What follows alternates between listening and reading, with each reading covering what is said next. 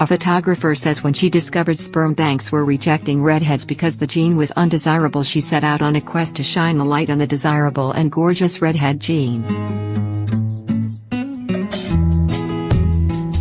They are said to make up just 2% of the global population and tend not to fare well in strong sunlight, but a photographic exhibition in Western Australia hopes to shed light firmly in the direction of redheads.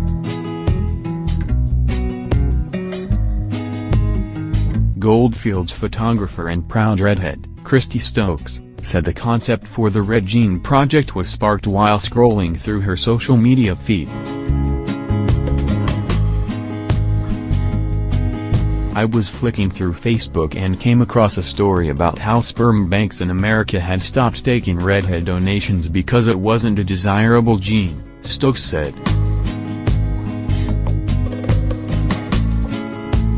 I thought to myself, the redhead gene, is desirable, it's gorgeous, and I wanted to showcase how beautiful it is.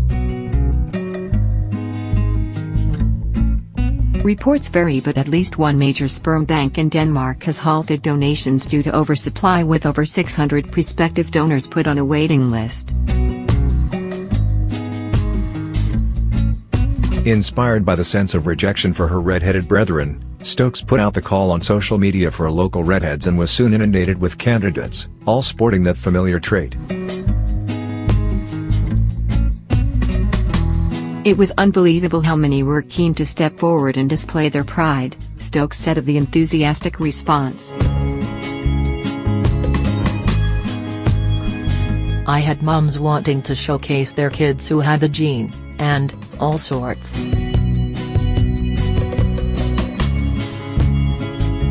Stokes said a surprising common thread throughout the photographic project were the big personalities and familiar traits her red-headed subjects possessed. Personalities with red hair are very, very strong, and most of them were sticking their tongues out for the photos, she said.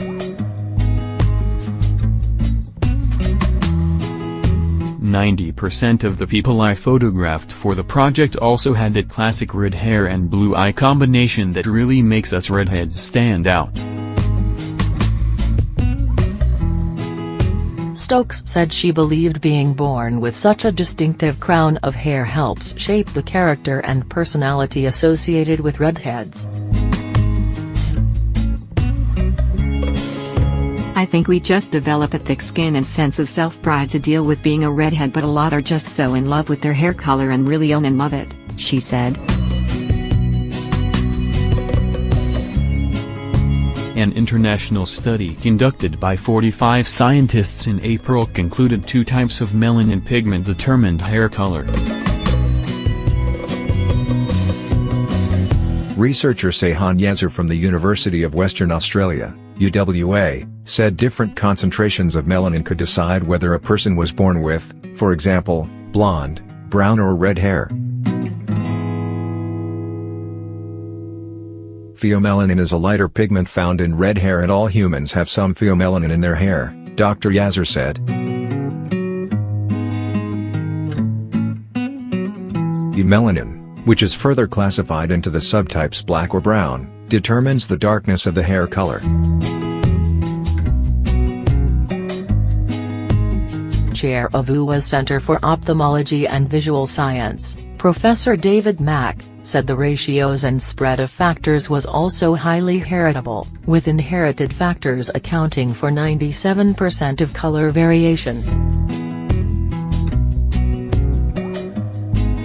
With these additional genetic factors, we were able to explain 34.6% of red hair, 24.8% of blonde hair and 26.1% of black hair inheritance in the study populations, he said.